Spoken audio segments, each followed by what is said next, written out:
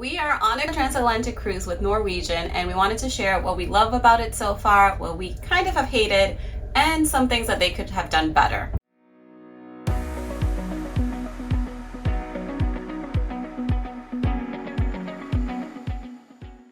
Hi, it's Migs. And Nate. We are doing a transatlantic cruise with Norwegian, and a transatlantic cruise is a one-way cruise. Our cruise left from Portugal, specifically Lisbon, and we are heading to Rio de Janeiro in Brazil. It's going to take 18 days. We thought a transatlantic cruise would be a great option for us because we knew that we wanted to go from Europe to South America, and rather than take a flight, we could put that money towards a cruise and use the cruise as our transportation to get from one continent to the other and relax and enjoy ourselves along the way. And not have to cook. So we're going to start off with a few of the negative experiences that we had the day before the cruise. We did have a few questions, so we reached out to our cruise coordinator.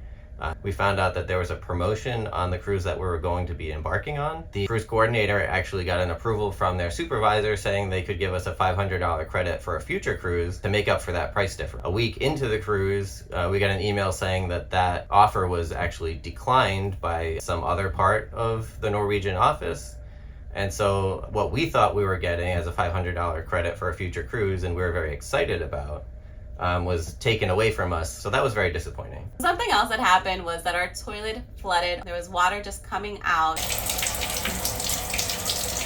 We called guest services, told them that what was happening. They said they were going to send someone up, and they didn't. So we had to call again. Finally, the plumber came. He fixed everything, but he did tell us that we had to go to guest service and ask them to send someone to clean and sanitize the bathroom. We had the issue the next day. We asked what could be done to help with the inconvenience that we experienced. They said that they really couldn't do much but send us a bottle of wine. We had the unlimited beverage package. We could get wine any point. So we asked if they could comp our laundry. We were told that she didn't have the authority to do so. We asked, could you ask someone? She did come back and say that she got the authorization to comp our laundry, but we did see the charge get added to our credit card bill, so we actually won't know until the day right before we get off the ship if we actually did get that comp. And we know things break, that's not the problem. It was more how it was handled. Once our toilet issues were resolved, I stopped by the onboard store to buy some pain reliever for a toothache that Migdalia was experiencing. We decided to buy the pain reliever. It was $6. Brought it to the register, they charged it to the room, and they told us that the charge was $14. We asked about the difference because it was marked as $6. He went to confirm that, and he had already scratched off the sticker price, so we really couldn't prove that it was $6 because he couldn't find the sticker anymore. And they said that unfortunately they have no ability to give any refunds or rebates or cancel the transaction or give us any sort of credit for the price difference. The only thing they could offer was that we could have like the $8 in difference given to us just in merchandise. So they offered us some candy, which we had no interest in. And we were right there. Like he swiped the card before I had a chance to say stop. Like that's the wrong price. In isolation, this would have been something we could have just overlooked. But combined with all of the other experiences we've had with customer service, it really added to the frustration. We're going to get into things that we thought could be improved. There's a lot of salesmanship on board, especially the first day or two when you arrive. They're trying to get you to sign up and pay for all these little extra add-on features, whether it's photos, trips to the spa, the excursions. Besides the onboard add-ons, there were 2 stops that we had in Cape Verde, and both of those stops, the ship offered a shuttle to the city from the port. You could walk, but it was a little bit of a longer walk. The shuttle charges were $20 and $15 per person, and the ride was maybe 5 minutes one way. And we were fortunate that we were able to walk. The heat didn't bother us as much, but really unfortunate, especially if you're looking for older individuals or people with mobility issues, to have to pay that for just a relatively short drive. It doesn't seem fair.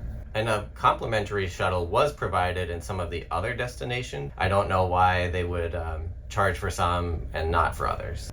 Another subject is entertainment. And while most of the entertainment on board I thought was pretty good quality, especially the entertainment in the actual main theater. One thing that we felt was a bit lacking was the other activities you could do throughout the rest of the ship. Sort of the games, the trivia, the staff-led activities. One of the things that I really have enjoyed from other cruises is that you're sort of all in community, and the cruise director, their staff really makes it fun. So when you see them down the hall, they say hi. For this cruise, we have seen the cruise director many times, and not once has she said hi to us. Was not in many of the activities that we attended. Really want a cruise director to really be a part of things. The cruise staff has been amazing. They usually will say hi, they'll come talk to you, they'll get to know you. Other things that could have been better were the timing of some events. There were movies that were shown on the Stardust Theater, which was the main theater, but the movie was at noon, at lunchtime. And it was really unfortunate because at that time I wanted to be eating. I couldn't go to the movie, and they weren't playing them again, and it happened multiple days. Another example of something that we thought was just kind of odd scheduling was one of the main shows in the evening was moved from the main theater to the lounges. Normally, the lounges host the game shows and activities, and so there was standing room only for the main entertainment, which was now in the lounge. And this was also one of the times that the production cast and singers was being featured. Because it was standing room only and we couldn't find a place to see the show, we couldn't attend. They play movies pretty much throughout the day on a couple of the channels, which is nice, but those movies, they're not on demand. So you just get to see whatever is playing. Worse than that, when a movie ends at 7:10, they only schedule the next movie on the half hour and the hour. So if something ends at 7:10, you have 20 minutes to wait to even watch whatever they're going to show you next. Speaking of connectivity, the internet isn't the greatest. The karaoke system would often not work because they couldn't get the internet connection to play the songs from their system. So it's surprising to us that they didn't have the karaoke catalog available on board and just play it locally. Another surprising detail in our story of trying to get the bathroom and our toilet fixed is we asked if guest services could message us through the NCL app when the toilet was fixed or when the room was ready for us to come back. And they said they had no ability to send a message through the NCL app. And this messaging feature, you also can't use with people on board unless you pay an extra fee. So besides the internet connectivity, you also apparently have to pay an extra charge to be able to use the messaging feature, which we didn't pursue. Another thing that we would have appreciated was being able to hear the announcements better. Oftentimes the announcements are only in the common spaces or in the hallway. So if there's an announcement, we could hear it muffled through our door, and we'd either have to run out into the hallway, or you can switch to one of the TV channels and they'll hear the announcements in the room. NCL has a lot of different initiatives about sustainability, but unfortunately we didn't see that throughout. We received so much paper, and these were just from today, and there was no option to recycle. In the library you can get little pencils to use for your daily Sudoku or trivia, but they didn't have any pencil sharpeners. Instead of having people take a new pencil, just have a little pencil sharpener so people can sharpen those pencils and continue to use them and just save some pencils. Something else that really upset me was that on deck 12, which is the pool deck, they have a smoking section, which totally makes sense. The problem was that everyone else who did not smoke had to go through that section or go around the side of the ship to avoid it. So whenever you walked into the pool deck, you'd be greeted by a cloud of smoke. And I'm talking about like 10, 20 people just sitting around smoking. Now we're going to get into some of the stuff that we really did enjoy. First of all, the staff that does the food, the drinks, the room service, like everyone on the crew and the staff has been very nice, very friendly, very welcoming, very helpful. So that was great to meet all of those people. The service in the food and drink especially, and the room service was always top notch. Speaking of food and drinks, those are another highlight. The food was generally very good. We actually had the most consistently great food in the Irish pub, which is open 24/7. And we met some great staff there as well. The dining rooms, the food was usually great too. Some days better than others. But overall, we were very happy with it.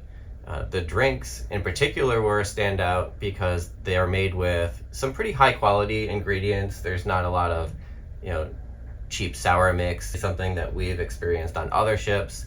and we liked that everything was sort of made fresh or by hand or with better quality ingredients. And they also had a list of sustainable drinks, which I thought was really great. So they would either have alcohol that was sustainably sourced, or they would use things like the pineapple peels or the banana peels to make part of that alcohol that you were drinking. And they were very delicious. We tried pretty much all of them. Something else that I really loved was the library. It was pretty spacious. You could take books out. They also had games that you can rent out. Always had the daily puzzles that we would do. Would we recommend a transatlantic cruise with NCL? The experience wasn't as great as I hoped it would be. Maybe if it were a newer ship, it might be a little bit better.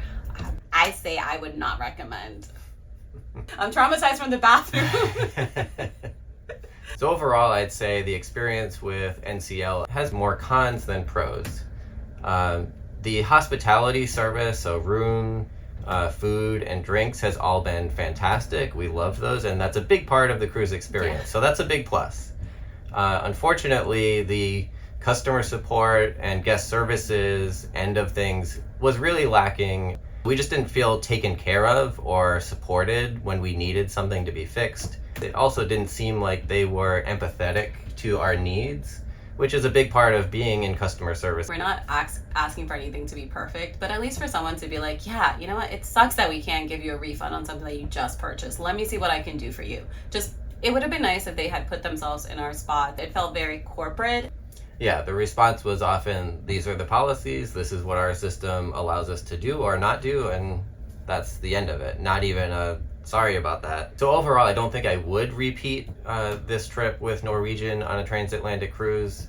So you heard our experience with Norwegian. We want to hear yours or even other cruise lines. So please let us know in the comments below, which cruise lines have you used? Do you love? Have you done a transatlantic that you recommend? Thank you so much for watching. If you haven't already, please subscribe, please like, please share, and we'll see you next time. There are different types of transatlantic cruises. There's also, what's that one called? Trans-Pacific.